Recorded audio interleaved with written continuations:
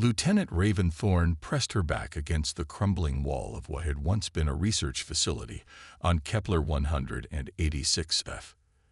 The air tasted metallic through her filtration mask, and the violet dust storms that had given this sector its nickname, Purple Hell, were beginning to pick up again. Her combat suit's sensors chirped a warning about the approaching storm, but that wasn't what held her attention. Through the scope of her pulse rifle, she watched the graceful movements of a creature she'd never seen before. Unlike the aggressive Nilarian warriors she'd fought for the past 3 years, this one moved with an almost scholarly precision, examining the ruins with careful attention. Its iridescent scales shifted between deep purple and midnight blue, and its 4-fingered hands traced delicate patterns in the air as it documented its findings. The war between humanity and the Nilarians had started over a misunderstanding about colonization rights, escalating into a bloody conflict that had already claimed millions of lives. But this lone figure seemed different from the brutal warriors Raven had encountered before. She was about to lower her weapon when the first missile struck. The attack came without warning. A rebel human faction that had gone rogue months ago, targeting both sides of the conflict.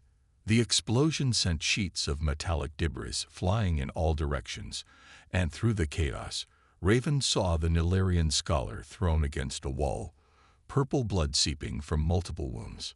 The logical choice would have been to retreat. Her mission was to gather intel, not engage. But something about the way the alien had been studying the ruins, seeking knowledge rather than destruction, made her hesitate. Before she could second-guess herself, Raven was sprinting through the debris field. "Hold still," she said, knowing the alien probably couldn't understand her. The Nilarian's eyes, all 4 of them, widened in surprise. Instead of the typical warrior's vertical pupils, these were oval-shaped and filled with intelligence. The alien tried to speak, but only managed a series of melodic clicks before wincing in pain. Raven's medical scanner revealed the full extent of the damage, and something else that made her breath catch. The Nilarian was pregnant, carrying twins that were somehow protected in a specialized birthing chamber within their parents' body. "This just got a lot more complicated," Raven muttered, checking her tactical display. The rebel faction would be sweeping the area soon, and she had precious little time to make a decision. The Nilarian seemed to understand the urgency, reaching out with one trembling hand to touch Raven's visor. The gesture left a smear of purple blood on the transparent material, but also transferred a series of images directly into Raven's mind. The alien was named Valara, and she was part of a secret scholarly order that had opposed the war from the start. The images showed libraries, laboratories, and peaceful exchanges between species that had existed before the conflict. The last image was of twin eggs, glowing with bioluminescent patterns that pulsed in sync with Valara's heartbeat. "All right," Raven said, making her decision. "Let's get you out of here." She activated her suit's emergency medical protocols, releasing a cloud of nanites that would temporarily stabilize Valara's condition. The Nilarian scholar relaxed slightly as the pain-dampening effects took hold. Getting them both to safety would be nearly impossible. The rebel faction controlled the ground routes. The Nilarian warriors would shoot them on sight, and her own forces had strict orders to eliminate any alien contacts. But Raven had discovered something in those transferred images that gave her hope, a hidden research outpost, abandoned early in the war, that lay just beyond the Purple Hell's worst storms. As she helped Valara to her feet, supporting most of the alien's weight, Raven couldn't help but laugh at the absurdity of their situation. "You know," she said, checking her compass heading, "when I woke up this morning, I didn't expect to be helping a pregnant alien scholar escape through a purple dust storm." Valara responded with a series of musical tones that Raven's translator couldn't decipher, but the meaning seemed clear enough. Life rarely follows our expectations. Together, they began their journey through the swirling violet haze, 2 beings from different worlds united by circumstance and choice. The storm grew stronger around them, but Raven's suit sensors guided their way. She could feel Valara's strength fading, and knew they had to reach shelter soon. The twins' biosignatures remained strong, protected within their parents' specialized birthing chamber, but Valera's injuries were severe. As they approached the abandoned research outpost, Raven's tactical display lit up with multiple warnings. The rebel faction had detected their movement and was closing in. She could hear the whine of their hover vehicles in the distance, growing closer with each passing moment. The outpost's entrance was sealed with a heavy security door, its access panel dark and lifeless. But Valera reached out with her free hand, touching the panel with 3 fingers.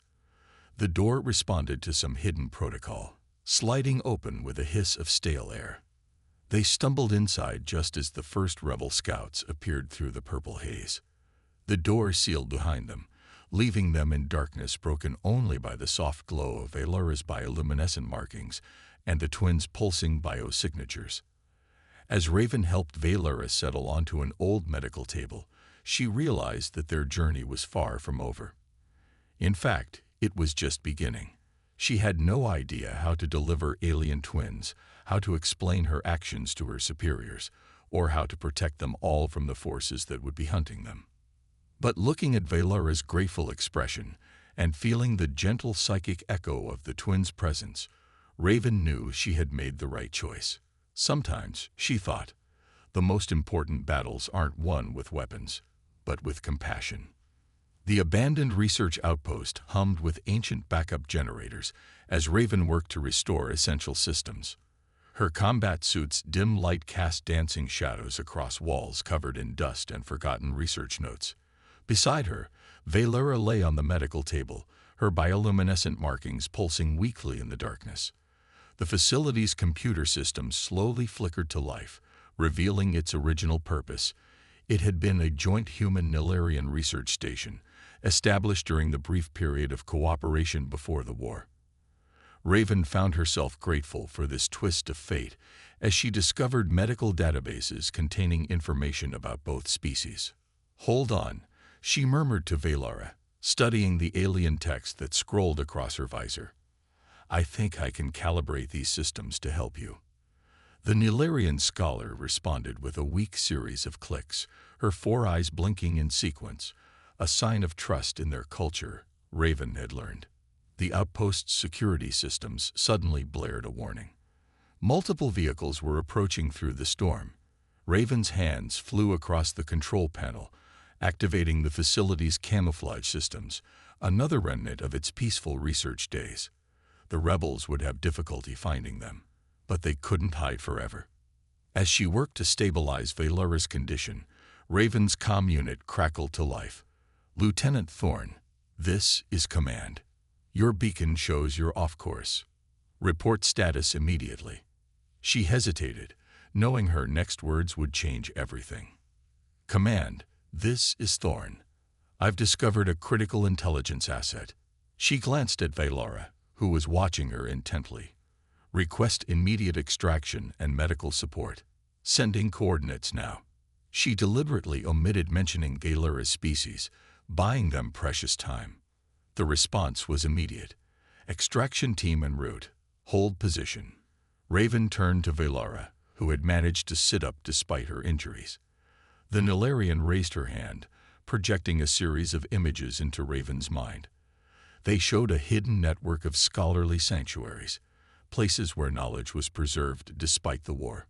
More importantly, they revealed the existence of a peaceful faction within Nilarian society, one that had been working secretly to end the conflict. "You're not just any scholar, are you?" Raven asked, understanding dawning in her eyes. "You're part of something bigger." Valera's response came not in images this time, but in a complex series of mathematical equations that appeared in Raven's mind. They described a theoretical framework for peaceful coexistence between their species, based on shared resources and cultural exchange. The twins' biosignatures suddenly spiked, causing the medical equipment to chime urgently. The stress of the injury and escape had accelerated Valera's pregnancy. They were running out of time. Raven made a decision. She couldn't wait for the extraction team. They would likely shoot first and ask questions later. Instead, she began preparing the outpost's small research vessel for launch. The ship had been abandoned but maintained by automated systems, its fusion core still operational. Outside, the rebel forces had begun a systematic search pattern. Their scanners were being confused by the purple storm and the outpost's camouflage, but they were getting closer. Raven helped Valera into the ship, trying to remember everything she knew about small craft operations from her training. As they prepared for launch, Valera touched Raven's arm, transferring one final image, a set of coordinates to a hidden sanctuary among the asteroids of the Kuiper Belt. It was a place where scholars of both species had once worked together, studying the mysteries of the universe before war tore them apart. The launch sequence initiated just as the rebels discovered their location. Plasma bolts struck the outpost's shields, but the old defense systems held long enough for their ship to break free of the atmosphere. Raven's heart raced as she plotted a course through the debris field that orbited Kepler 186f, using the chunks of destroyed ships and stations as cover. Behind them, rebel ships gave chase, but their heavier vessels couldn't match the agility of the research craft. Raven found herself grateful for the countless simulation hours she logged during training, her hands moving instinctively across the controls as they wove through the wreckage. Valera worked beside her, her scholarly knowledge proving invaluable, as she calculated optimal jump trajectories using the ship's antiquated systems. Despite her injuries, the Nilarian's mind remained sharp, and together they managed to plot a course that would lose their pursuers in the complex gravitational fields of a nearby asteroid cluster. As the rebel ships fell behind, Raven allowed herself to breathe. The immediate danger had passed, but they were now fugitives from both sides of the conflict. The extraction team would report her desertion, and the rebels would spread word of a human helping a Nilarian escape. "We're in this together now," Raven said, setting course for the sanctuary coordinates. Valera responded by interfacing directly with the ship's systems, bringing up star charts that showed hidden hyperspace routes, secret paths known only to the scholarly order.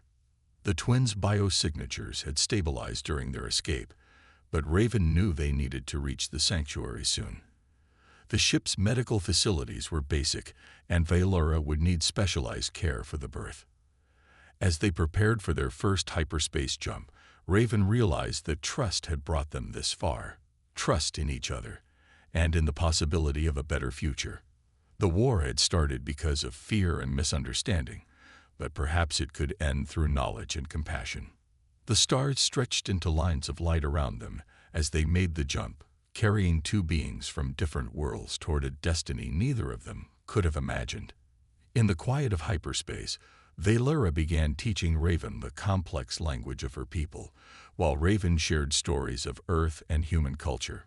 With each passing hour, the bridge between their worlds grew stronger.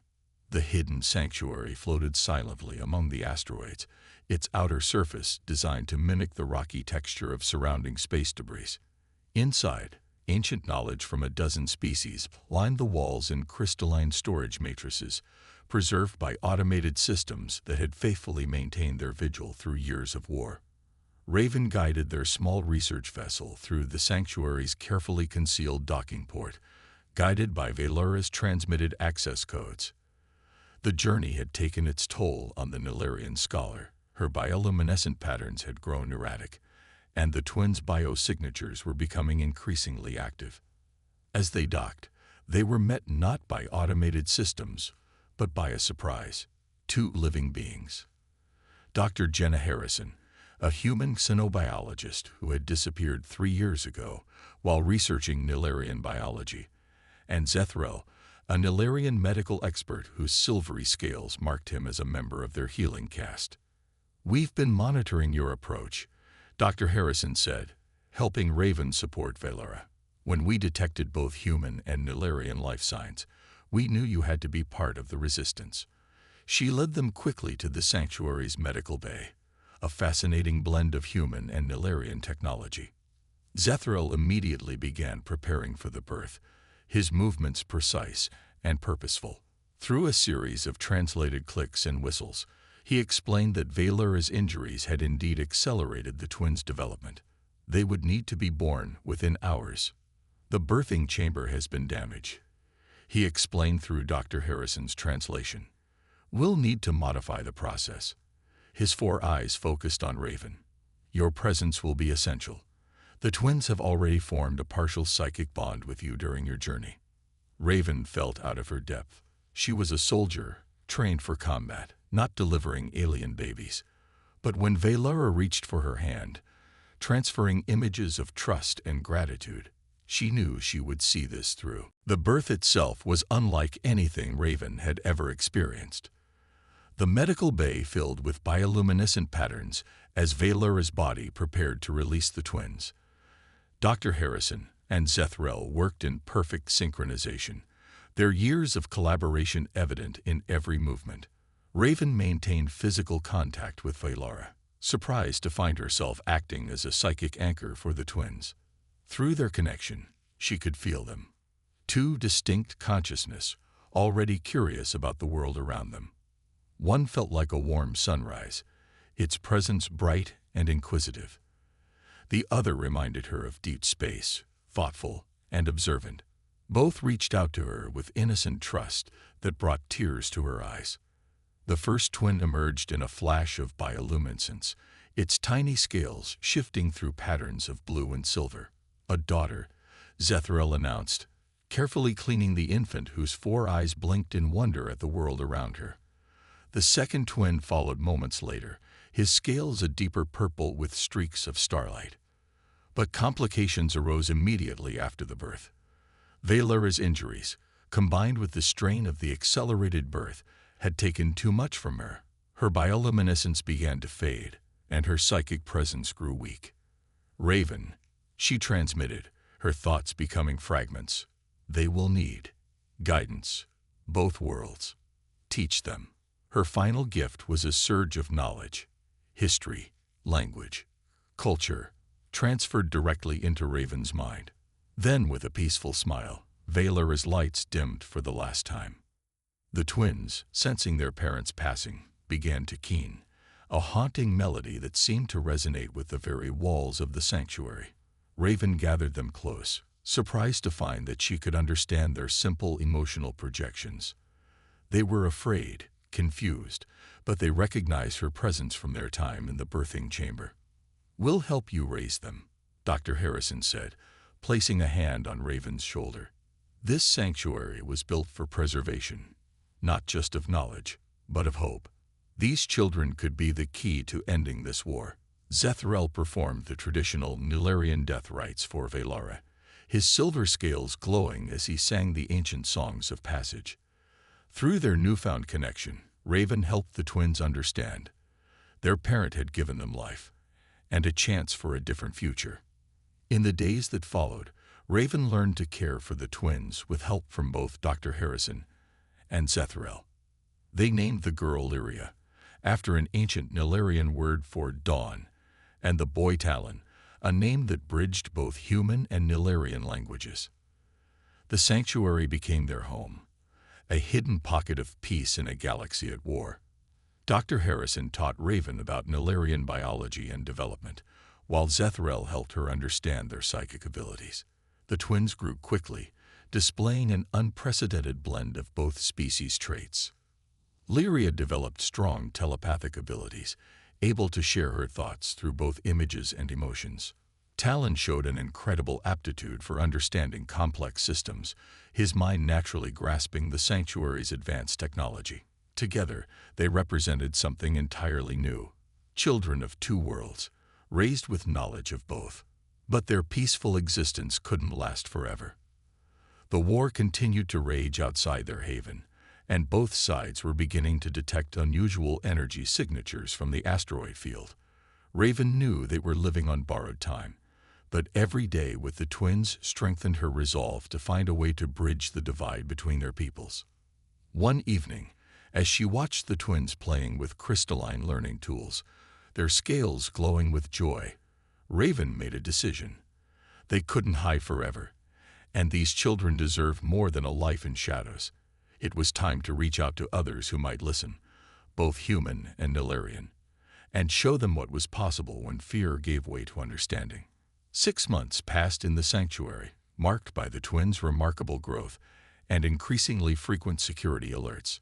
Lyria and Talon had developed far faster than either human or Nilarian children typically would, their hybrid nature creating unexpected abilities. Raven watched them play among the crystalline archives, their scales shifting colors as they telepathically shared discoveries with each other. Dr. Harrison's morning report brought the news they'd been dreading. 3 separate patrols have entered the asteroid field this week, she said, showing Raven the sensor data. They're getting closer to finding us. Beside her, Zethrel's silver scales rippled with concern as he added his own analysis. The sanctuary's camouflage systems are straining, he clicked, his translator converting the sounds to human speech. And we've detected increased quantum scanning activity from both sides. They know something is here. Raven watched the twins through the medical bay's observation window. Lyria was helping Talon practice his telepathic shielding, their small faces scrunched in concentration. At just 6 months old, they looked like 2-year-olds and demonstrated intelligence far beyond their apparent age. We can't keep hiding, Raven said finally. These children represent everything both sides need to understand about each other. It's time we showed them there's another way. She shared her developing plan with the others, drawing on everything they'd learned over the past months. The sanctuary contained more than just cultural knowledge. It held scientific discoveries that both sides had forgotten in their rush to war. Discoveries about shared ancestral species, about compatible biological systems, about the very nature of consciousness itself. Combined with the living proof of the twins' existence, it might be enough to force both sides to reconsider their positions. Dr. Harrison had maintained contact with a network of human scientists who questioned the war's necessity. Zethrel, through his healing-cased connections, knew of growing dissent among the Nilarian scholarly and medical communities. They had allies, if they were brave enough to reach out. The plan they developed was dangerous but necessary. They would transmit an open invitation to selected representatives from both species, using old diplomatic channels that hadn't been completely destroyed by the war. The message would include proof of the twins' existence and hints at the sanctuary's vast knowledge repository. Some will try to seize this place by force, Zethrel warned, his healing-cased markings glowing with concern. The military leadership on both sides will see the twins as weapons to be controlled. Then we'll need to show them something more valuable than weapons, Raven replied. She approached the twins, who were already aware of the situation through their growing telepathic abilities. How would you like to help change the world? Lyria and Talon shared a quick telepathic exchange, their scales shifting through thoughtful patterns of blue and silver. Then they both nodded, projecting images of unity and hope that brought tears to the adults' eyes. Over the next weeks, they prepared their revelation carefully. The twins worked with Dr. Harrison to record demonstrations of their abilities, not just their physical hybrid traits, but their unique way of bridging human and Nilarian modes of thought. Zethrel taught them formal Nilarian greeting protocols, while Raven helped them understand human diplomatic customs. The sanctuary's archives yielded more surprises as they dug deeper. They discovered records of previous contact between humans and Nilarians, peaceful exchanges that had been deliberately hidden by hardliners on both sides. The war, it seemed, had been orchestrated by those who feared what cooperation might bring. When the first responses to their invitation arrived, they were better than anyone had dared hope. A small group of human scientists, led by the renowned diplomat Dr. Thomas Rivera, expressed cautious interest. From the Nilarian side, a delegation of healing caste representatives, including a high scholar named Veshtai, requested a meeting. The day of the first contact approached with both promise and tension. They had chosen neutral coordinates just outside the asteroid field, and both delegations had agreed to come in unarmed research vessels. Still, Raven insisted on preparations for every contingency, including multiple escape routes for the twins.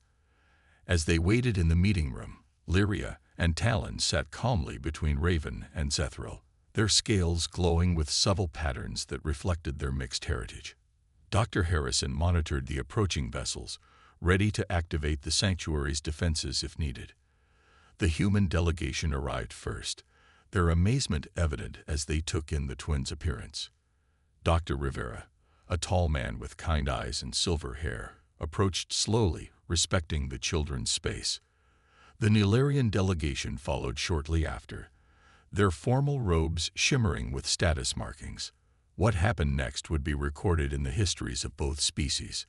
Lyria and Talon, acting on their own initiative, stepped forward and established a telepathic connection with all present.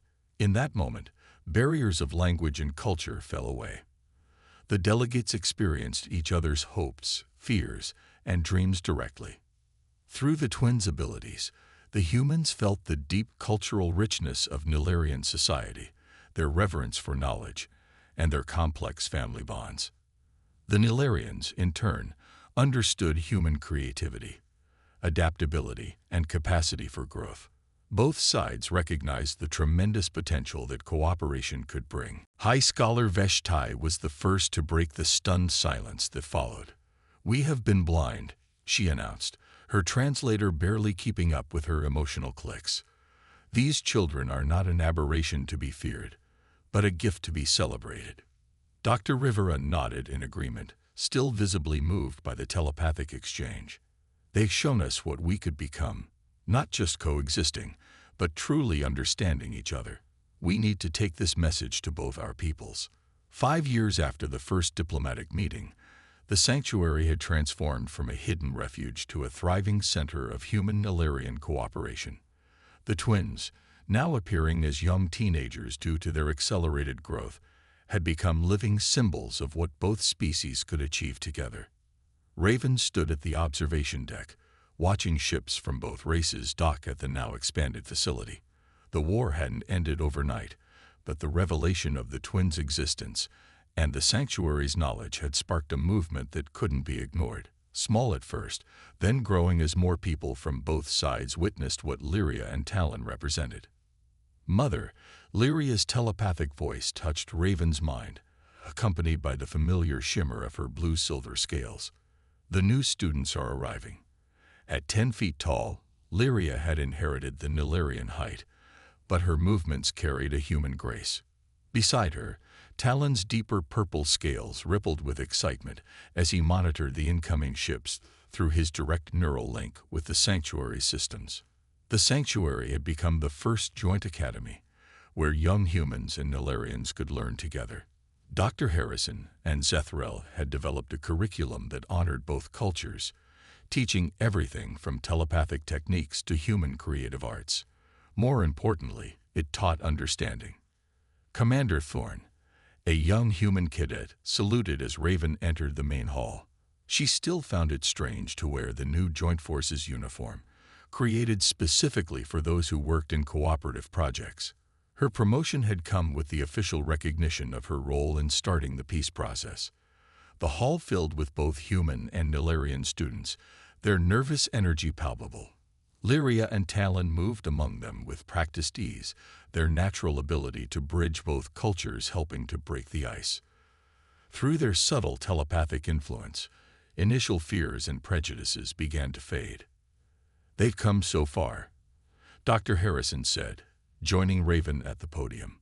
Now the Academy's chief xenobiology instructor, she had written extensively about the twins' unique biology.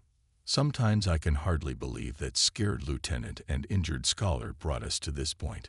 The ceremony began with traditional greetings from both cultures.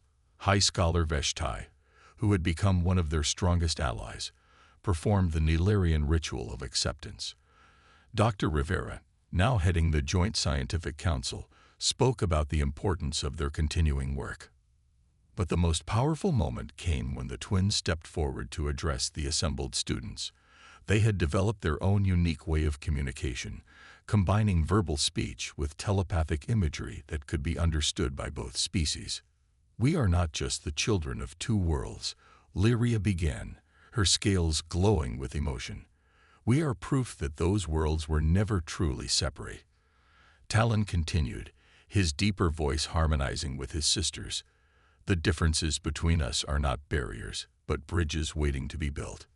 Together, they shared their story, not just their own, but that of Valara, who had died hoping for peace, and of Raven, who had chosen compassion over conflict. They spoke of Dr. Harrison and Zethriel, who had helped forge a new path, and of all those who had dared to imagine a different future.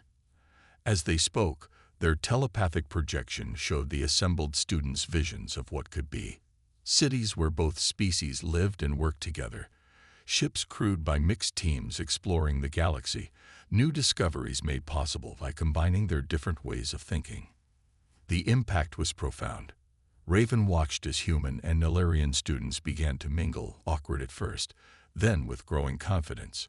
She saw a young human girl attempting to learn Nilarian greeting clicks, while a Nilarian youth studied human facial expressions with fascination. Later that evening, as the twin suns of the system set, Raven found herself in the sanctuary's memorial garden. A crystalline monument marked where they had laid Valara to rest, its surface inscribed with both human and Nilarian text. Here lies one who saw beyond boundaries. Lyria and Talon joined her, their presence a comfort she had grown to cherish. "We've been studying the ancient records," Talon said, his scales shifting to thoughtful patterns. "There's evidence that humans and Nilarians crossed paths long before the war, perhaps even helped each other develop. The war was built on lies," Lyria added, touching the monument gently. "But truth has a way of emerging, like light through clouds." She shared an image of Valara as she had appeared in Raven's memories, studying the ruins with scholarly dedication. "Your mother would be proud," Raven said, embracing them both. "She dreamed of peace, but you've helped create something even greater, understanding." As if in response to her words, a notification chimed softly. The first joint human-Nilarian exploration vessel was ready to launch, its mission to seek out other civilizations that might join their growing alliance. Lyria and Talon would be going as cultural advisors, their unique perspective invaluable in establishing new connections. Standing there in the garden, Raven reflected on how far they'd come. The war that had once seemed endless had given way to cooperation. The fear that had driven both species apart had been replaced by curiosity and hope. And two children, born of crisis and raised in shadows, had grown to light the way forward. "Ready for the next adventure?" she asked, knowing the answer before they gave it. Their scales glowed in unison, a perfect blend of human determination and Nilarian wisdom. Together, they walked toward the future they had helped create, each step marking another boundary crossed, another bridge built between the stars.